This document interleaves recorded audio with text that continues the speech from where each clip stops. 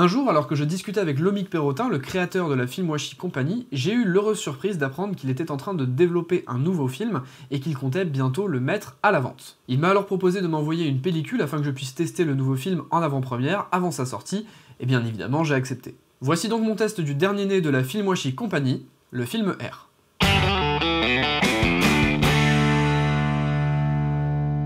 Le film R est en réalité un papier noir et blanc inversible panchromatique de 100 ISO. L'émulsion est couchée sur une base de papier RC perlé et la manipulation de la pellicule doit se faire dans le noir complet. A l'origine, ce papier était conçu pour les photomatons, puis a été converti et perforé par l'Omig afin d'être utilisé dans les boîtiers de 35 mm classiques. Attention cependant sur ce point car le film ne peut pas être utilisé dans des appareils exclusivement automatiques.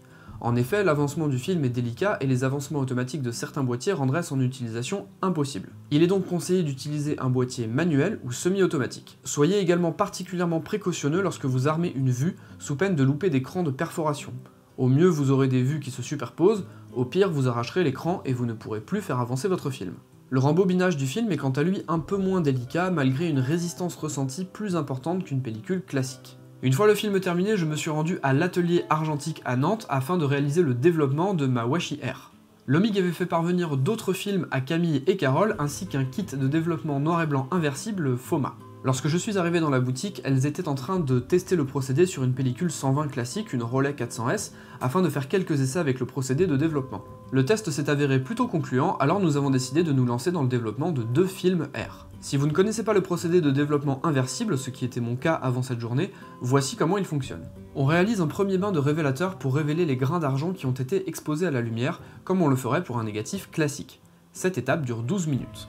On passe ensuite au bain de blanchiment pendant 8 minutes. Cette étape consiste à évacuer tous les grains d'argent qui ont réagi lors du premier bain de révélateur. On passe ensuite au bain de clean ou clarificateur pendant 3 minutes. Celui-ci sert à nettoyer le film des derniers grains qui n'auraient pas été correctement évacués par la solution de blanchiment. Cette étape permet aussi et surtout d'arrêter l'effet du blanchiment sur le papier. On passe ensuite à l'étape délicate du procédé, la réexposition du papier. A ce stade, il faut bien comprendre que les grains d'argent qui n'ont pas réagi sont encore présents sur le film. Ils sont donc encore sensibles.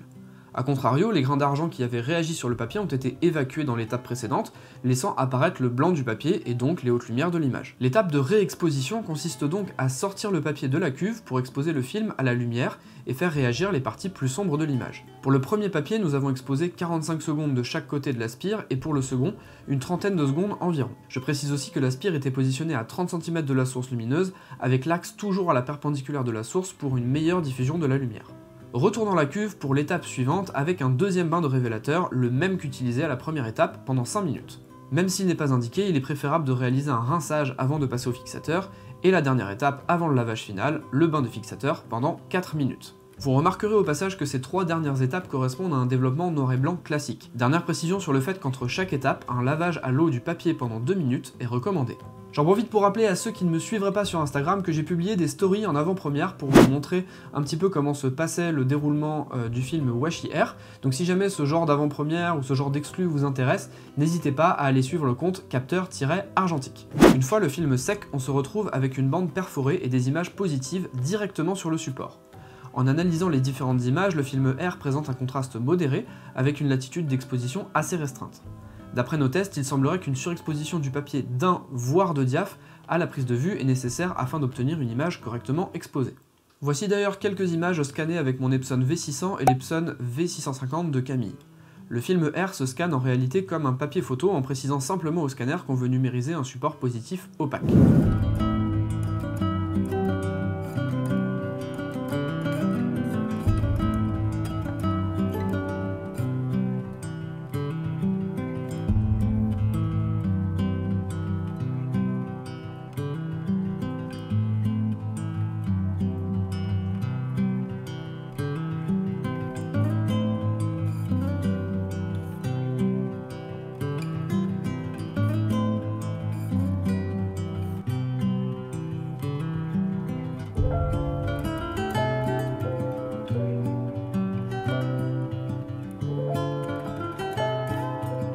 Notez aussi que l'image qui se forme sur le papier est inversée. Gardez ça en tête lors de la numérisation ou de la prise de vue, notamment pour les écritures qui ressortiront à l'envers. Mon ressenti par rapport à ce film est qu'il est très intéressant en tant qu'objet. J'ai l'habitude, comme beaucoup de photographes argentiques je pense, de voir plutôt mes images soit tirées directement depuis un agrandisseur, soit scannées directement, et je passe beaucoup plus de temps à voir ces images-là.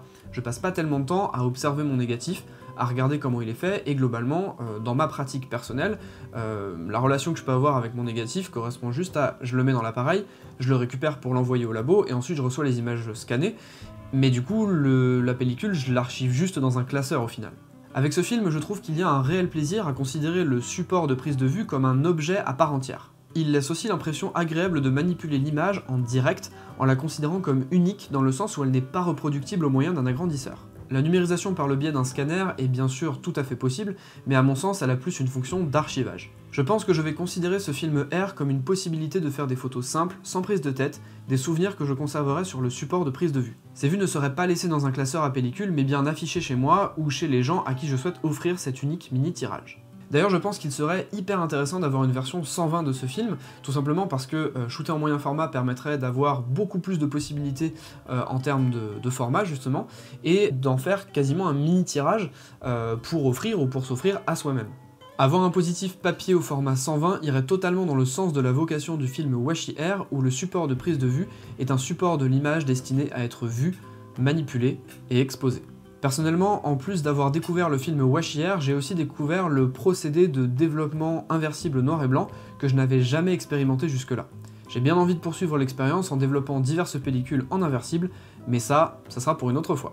Sachez que le film est d'ores et déjà en vente dans la plupart des magasins qui vendent du film Washi en France, et notamment l'atelier argentique à Nantes, qui m'a aidé à faire cette vidéo, et avec qui j'ai développé les films Washi Air que je vous ai présentés dans cette vidéo justement. Donc si vous avez envie, et si la présentation que je vous en ai faite vous a plu, n'hésitez pas à aller commander le vôtre. Comme d'habitude, je remercie mes très chers tipeurs qui m'aident à développer financièrement cette chaîne, et si jamais vous avez envie de faire la même chose, même pour quelques euros par mois, n'hésitez pas à aller consulter le lien vers mon Tipeee en description. N'hésitez pas à me poser vos questions en commentaire sur le film Washi Air, j'y répondrai avec grand plaisir, et en attendant, je vous dis à la prochaine, salut!